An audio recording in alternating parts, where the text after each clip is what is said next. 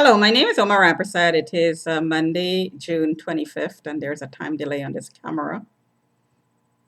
Oh, there we go. Okay, so it's Monday, June 25th at 8:21 p.m., 2018, of course. So I'm going to talk about my experience at work today. I'm being harassed, extremely so at work. There is a report that has been released in the workplace based on the harassment I'm getting about my being a whore, a prostitute, fucking myself, masturbating, showing men my body parts, masturbating for men inside my home, men like Budrin, Pad, Rick, Ranty's father, Stanislaus, and all these. I'm supposed to have been masturbating for these people. Some of these people I don't know. There are, of course, people the Chinese traffickers are selling to. These are supposed to be seeds, new seeds, as they call it in the world of the criminals. So my neighbors are constantly flagging me. So this is a new system in place of flagging and monitoring. And the neighbors are instigating situations and harassing me outside the window and recording what I'm saying inside of my home and flagging me based on that. So apparently there is a new ticket. The ticket is from the workplace. I'm being flagged in the workplace. So here are some questions I want to ask. First of all, was the company aware that I was flagged in the system as a prostitute before they hired me? Because if they were aware of this, why are they flagging me as a prostitute or picking up men? I heard after they hired me. What was the real reason for hiring me?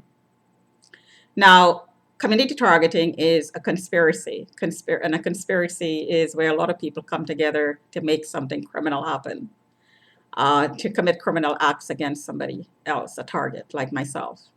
So I'm suspecting that the company is taking part in this conspiracy, and that is the reason why they hired me in the first place. I'm suspecting that what the company is doing is, and the last few companies that I worked in, at least the last few, they knew about the flagging. They knew I was flagged as a prostitute. They hired me to set me up and frame me, to criminally harass me and record everything I do and say, and to stretch those situations and the comments that's associated with the harassment to paint me in a criminal way, to piggyback on previous reports. And I believe this is exactly what happened at the present company. I did not solicit anyone. Men who are putting their names on the account are doing so. First of all, I don't even know what the account is all about. So they are doing this without disclosure to me. So obviously they know about it. They know about the system of flagging and monitoring. So they hired me knowing this. And then they hired me and then flagged me and then kept me on. So this is evidence of the intent to harass me when they hired me, the intent to flag me when they hired me, because none of this has been disclosed to me that I'm being criminally harassed in the workplace. Now, there's another dimension to all of this, and this is where the monitoring account, is being distributed. So there seem to be a local team, and there seem to be an international team. So when it's distributed, then 6 or 7 people have the right to log into this satellite-based system to look at me share. They're seeing me naked as I sit at my desk, and they have the ability to call in hits, assaults, remote assaults by remote technologies such as lasers and so on, tasers and so on. Where those technologies are located, it could be anywhere in the environment. So this is something that's happening also in this building. I heard that the police is running this program because there's no room in prison and there's no room in the psychiatric ward. So they're doing this false imprisonment situation to minimize the crowding in the prison. Keep in mind, this is all done based on suspicions. Now, I also heard that the police has real evidence that I used to be a prostitute. Well, of course, they're lying because I never was a prostitute. So any real evidence should have been presented to me, or at least given me due process to defend myself in the last 10 years at least.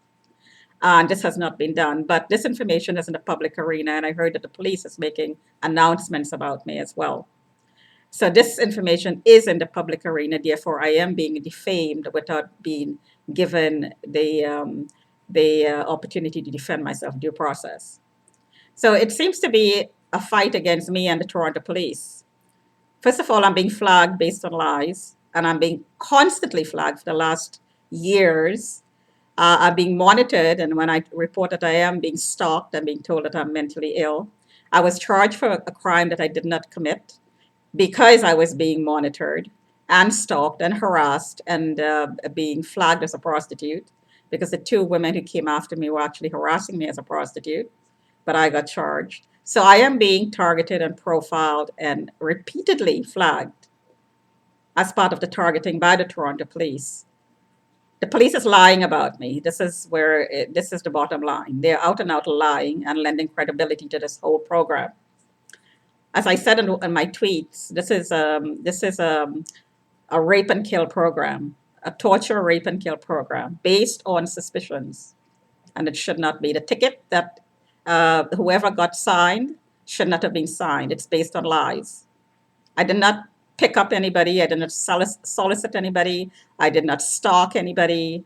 They're trying to make me feel like I'm in some sort of a prison. I can't make a joke. I can't talk.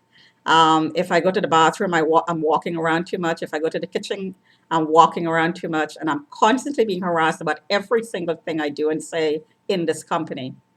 Of course, I'm not going to be there for very long because I'm having heart palpitations, stress related issues, and I do have a heart condition. So this is a situation that I should not be continuing because my health is in danger and I'm in danger of getting a heart attack. Talk to you another time.